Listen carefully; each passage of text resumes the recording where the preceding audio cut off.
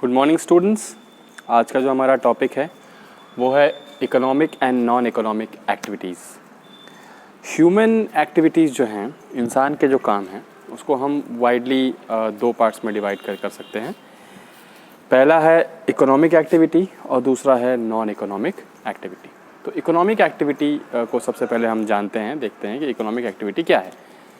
ऐसी एक्टिविटी जिसके रिज़ल्ट में या जिसके बेस में पैसा कमाना या पैसे से जुड़ा ट्रांजैक्शन इंक्लूड हो, वो इकोनॉमिक एक्टिविटी कहलाता है। जैसे कि किसी भी प्रोडक्ट को ख़रीदना, बेचना, कि किसी भी सर्विस को बेचना या ख़रीदना, वो इकोनॉमिक एक्टिविटी में आता है। सेकंड है नॉन इकोनॉमिक एक्टिविटी।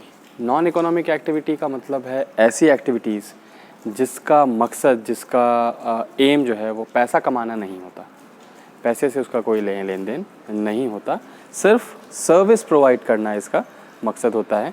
वो होता है, उसे हम कहते हैं नॉन इकोनॉमिक एक्टिविटीज़। तो इकोनॉमिक एक्टिविटीज़ के कुछ एग्जांपल्स मैं आपको दे के समझाता हूँ कि किन एक्टिविटीज़ को आप इकोनॉमिक एक्टिविटीज़ कह सकते हैं। रेस्टोरेंट में जाके आप खाना खाते हैं, तो वहाँ जो खाना आपने ऑर्डर किया है वो प्रोडक्ट है, और खाने को जो आपको सर्व करता है कुक करके वो सर्विस है। तो वहाँ पे प्रोडक्ट और सर्विस दोनों को बेचा जाता है, तो वो एक इकोनॉमिक एक्टिविटी है। आप स्कूल पढ़ने आते हैं, यहाँ टीचर्स आपको अपनी सर्विस प्रोवाइड करते हैं, उसके बदले में आप फ़ीस जमा करते हैं, तो वो एक इकोनॉमिक एक्टिविटी है। आप दुकान से कोई सामान परचेज़ करने जाते हो, कुछ भी लेके आते हो, आलू प्याज चावल दाल, तो वो एक इकोनॉमिक एक्टिविटी है।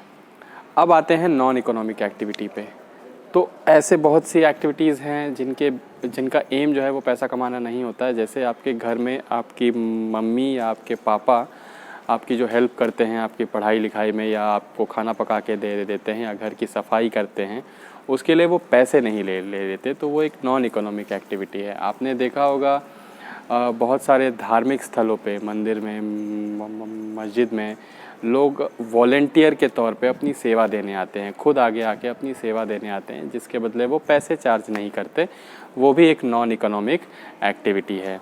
पॉलिटिकल पार्टी बना के राजनीति में आना भी एक नॉन इकोनॉमिक एक्टिविटी ही है। मैं आपके लिए क्लियर कर दूं, वो भी एक नॉन इकोनॉमिक एक्टिविटी ही है, वो एक सेवा है। डिटेल में हम क्लास में बात करेंगे। उसके बाद आप देखोगे कि ह्यूमन एक्टिविटी को जब हम दो पार्ट्स में डिवाइड कर देते हैं, इकोनॉमिक और नॉन इकोनॉमिक एक्टिविटी, तो आगे जो हमारा टर्म आएगा वो आएगा जीडीपी, यानी कि ग्रॉस डोमेस्टिक प्रोडक्ट। तो ग्रॉस डोमेस्टिक प्रोडक्ट में हम किन एक्टिविटीज़ को शामिल करते हैं और किन एक्टिविटीज़ को शामिल नहीं करते हैं। ग्रॉस डोमेस्टिक प्रोडक्ट में सिर्फ इकोनॉमिक एक्टिविटी को ही शामिल किया जाता है, इसी को काउंट किया जाता है।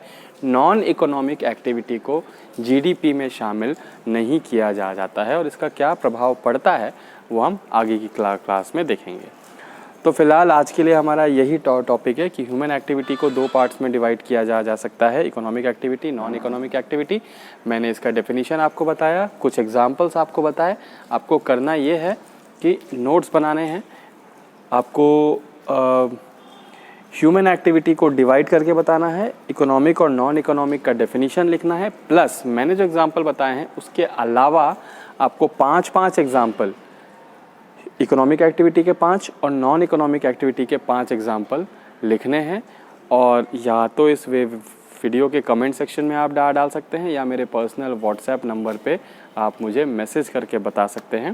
तो ठीक है बच्चों, आज के लिए इतना ही। अगले जो क्लास है उसमें हम जीडीपी और एनडीपी के बीच का डिफरेंस देखेंगे और समझेंगे कि एक देश की जीडीपी जो है वो कैसे तैयार होती है। आज के लिए इतना ही। जय हिंद, जय भारत।